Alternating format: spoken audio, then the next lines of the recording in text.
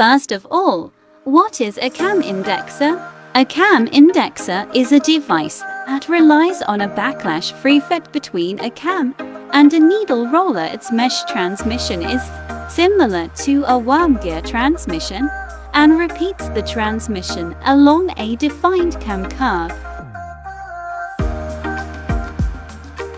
The size and design characteristics of this series of machines are similar to those of the flange type, which can withstand large axial loads and vertical radial pressures in drive operation.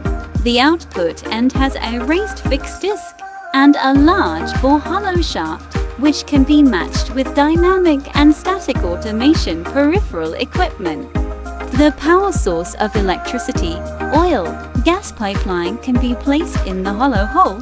This series of machines are widely used in heavy-duty, direct automation equipment of all kinds of institutions and industrial machinery for synchronous automation intermittent drive.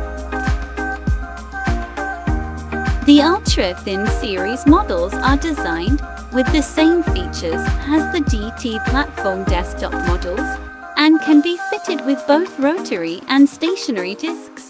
The rotary disc can be driven to withstand large axial loads and vertical radial pressure, and a static disc can be installed on the raised output side.